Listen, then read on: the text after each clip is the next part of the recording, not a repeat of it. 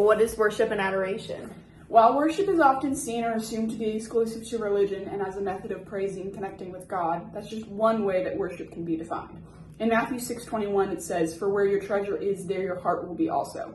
Worship is anything you ascribe immense worth to and what makes you happiest in your day-to-day life.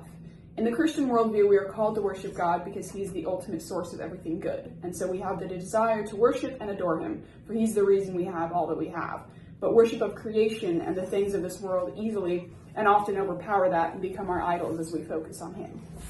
According to a study done by Bisenhout, Christian worship takes place in the rhythm and action of adoration. Humanity may present sacrifices, awe, and aspiration to the Lord as a representation of their devotion. Through prayer, physical singing to the heavens, and reading the Bible, the act of worship is being acted upon to a God.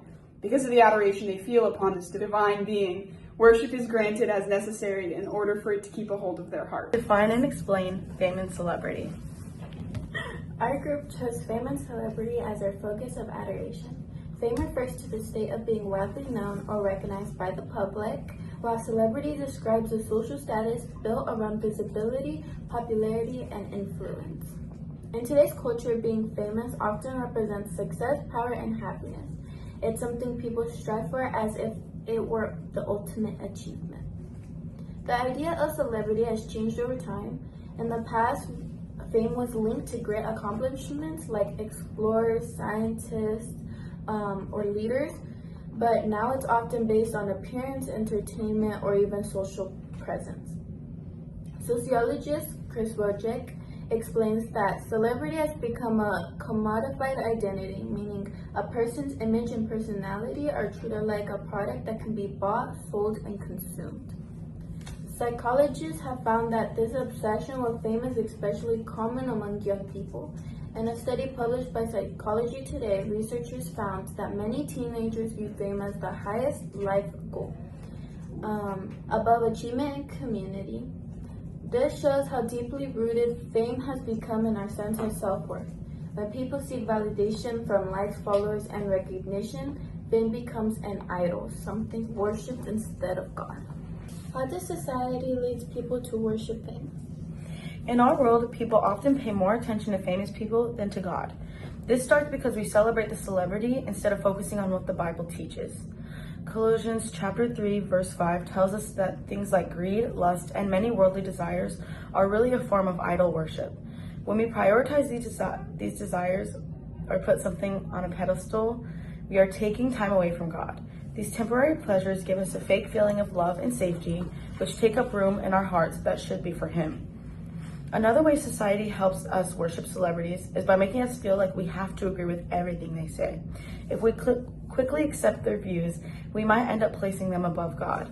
Isaiah chapter 29, verse 13 warns us that we can say nice things about God with our words, but if our hearts are not with Him, it does not count. A celebrity might tell the truth sometimes, but we need to remember that they are just people and their reasons might not always be the best. We also start to copy the lifestyle of celebrities, choosing to wear expensive clothes or wanting a fancy life because someone we look up to does it, shifts our focus away from God. Timothy chapter 2, verse 9 reminds us to value being modest and humble instead of trying to show off. Even if it doesn't seem harmful, these habits can pull us away from worship and lead to feelings of jealousy or money issues. Society makes us spend more time following celebrities rather than growing in our faith.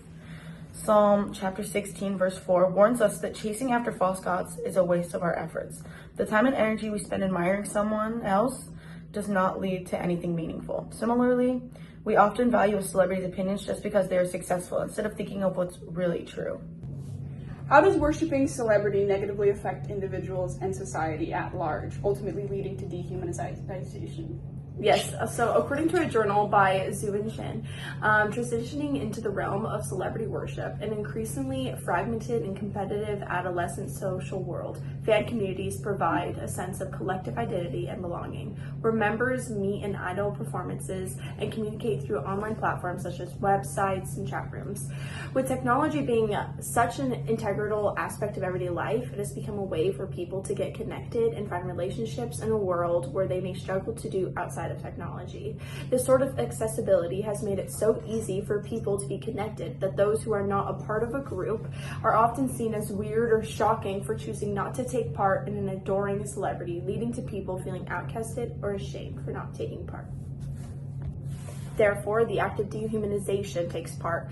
According to Campbell, dehumanization is a form of moral disengagement or thinking so an individual can separate their actions from their internal moral beliefs and avoid feeling uncomfortable or upset.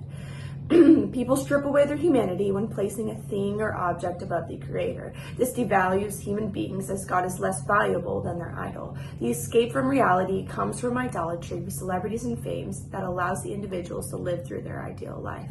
And this produces narcissists. Narcissism, as according to Ash Greenwood and Keenan, is often portrayed as someone whose inner experience is overwhelmed by grandest images of themselves and idealized others, like celebrities and fame. They live in a world of fantasy where their mind is able to manipulate both their personality and the personalities of the people around them.